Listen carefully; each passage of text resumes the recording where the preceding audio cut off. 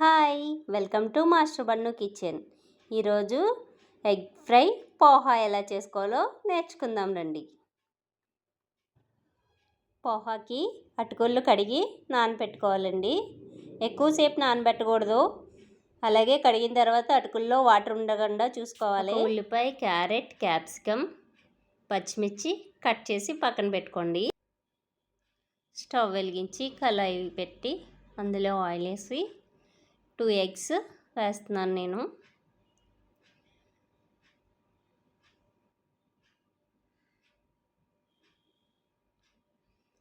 ఎగ్స్ని బాగా ఫ్రై చేసుకోవాలి.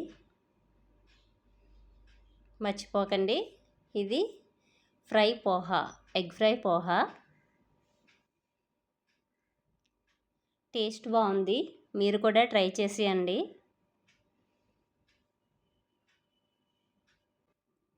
ఇలా బాగా వేగిన తర్వాత onions, carrot, capsicum and green chilli వేసుకోవాలి.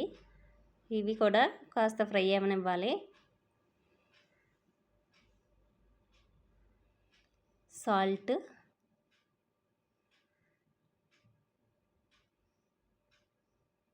కాస్త కారం అండి.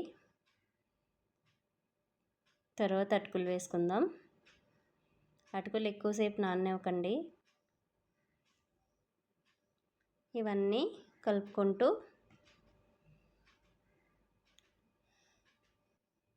ఇప్పుడు కాస్త సోయా సాస్ కూడా వేసుకుందామండి. గ్రీన్ చిల్లీ, టమాటా సాస్ కొంచెం. ఇవన్నీ మీరు ఇంట్లో ఉంటే వేసుకోవచ్చు, లేకపోతే లేదండి. కాస్త పెప్పర్ వేసుకుంటే సరిపోతుంది. లెమన్ వేసుకొని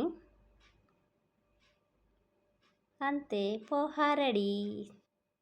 టేస్ట్ అయితే చాలా బాగుంది. మీరు కూడా ట్రై చేసి లైక్ చేసి మీ ఫ్రెండ్స్ అందరికీ షేర్ చేయండి.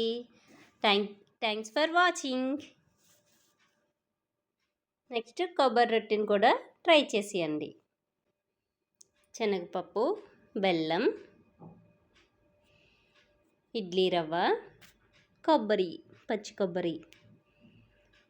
ఫస్ట్ 1 గ్లాస్ నూకకి 3 గ్లాసులు వాటర్ వేసుకోవాలండి.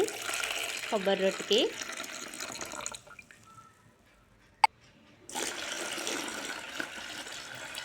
నెక్స్ట్ దీంట్లో మనం బెల్లం వేసుకొని కరిగించాలి బాగానే. ఇందులోనే కొంచెం సాల్ట్ కూడా వేసుకోవాలండి.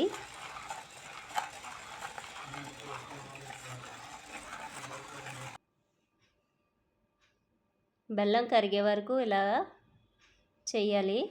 తర్వాత కాస్త కొబ్బరి తురుమును వేస్తున్నాను.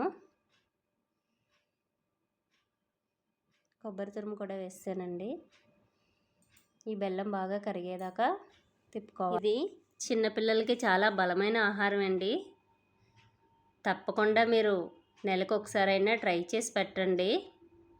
శనగపప్పు బెల్లం, పచ్చి కొబ్బరి బెల్లం అండ్ బెల్లం కూడా బలమే. ఇది చాలా పౌష్టిక ఆహారం. సో మీరు అస్సలు లేట్ చేయకుండా ఇలా ట్రై చేసి ఇంట్లో అందరూ తినొచ్చు. నూకను కూడా వేసి కలిపేసుకొని ఒక 5 మినిట్స్ అలా నానితే సరిపోతుందండి. పాన్ పెట్టి కొంచెం ఆయిల్ వేసి దాంట్లో ఇలా కలిపేసుకుంటూ కాస్త ఇలా చిక్కబడిన తర్వాత 1 గ్లాస్ వాటర్ పెట్టి మూత పెట్టండి.